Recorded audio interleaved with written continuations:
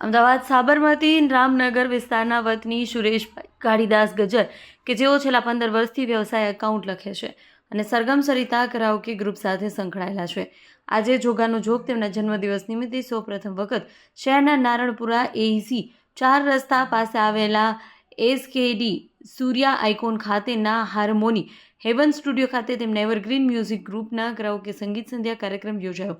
સૌપ્રથમ સંગમ સરિતા સંગીત ક્લાસના સંચાલક અને સુરેશભાઈ ગજ્જરના સંગીત ગુરુ એવા દિનકરભાઈ જોશી દ્વારા પ્રાર્થના કરી કાર્યક્રમની શરૂઆત કરી. આજના કાર્યક્રમમાં હાજર રહેલા પત્રકાર પ્રકાશભાઈ સોની દ્વારા મશહૂર ગુજરાતી ગઝલ દ્વારા શુભારંભ કરાવ્યો હતો. સુરેશભાઈ ગજ્જરે ઉપસ્થિત સૌ આમંત્રિત મહેમાનોને શબ્દોથી આવકાર્યા હતા અને સૌનો આભાર વ્યક્ત કર્યો હતો.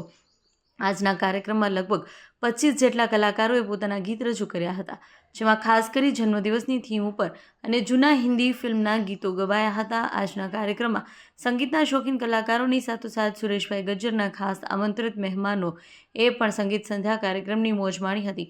પોતાના જન્મદિવસ નિમિત્તે સુરેશભાઈએ પોતાના ગુરુ એવા દિનકરભાઈ જોશીની યાદગીરી રૂપે આકર્ષક ગિફ્ટ આપી અને સ્ટુડિયોના સંચાલક મિન્ટુજીને પણ મોમેન્ટો આપી. આજના કાર્યક્રમમાં ઉપસ્થિત સૌ મહેમાનોએ સુરેશભાઈ ગજ્જરને જન્મદિવસ નિમિત્તે શુભેચ્છાઓ પાઠવી હતી. રિપોર્ટર પ્રકાશ સોની. બહુ કલ્પના કરતાં વધારે સારો પ્રતિસાદ મળ્યો છે, એ બદલ ખૂબ ખૂબ આભાર. બહુ જ આનંદ થયો આપ સૌ આવ્યા, દિલમાં બહુ જ ખુશી થઈ છે. મારો બર્થડે જાણે બહુ બધાનું હોય એવું લાગી રહ્યું છે. હવે આપનું ગીત તો સંભળાવો. હવે આ સાહેબ શ્રી છે દિનકરભાઈ જોશીજી, એ બહુ સારા વ્યક્તિ છે અને એમના કારણે જ હું અહીં સુધી છું એવું લાગી રહ્યું છે. લાવ એમનું હું સન્માન કરવા માંગુ. નહીં આવી જતું. આવો દિનકરભાઈ, આવો. અરે મારું ના હોય છે. આવો, વેલકમ.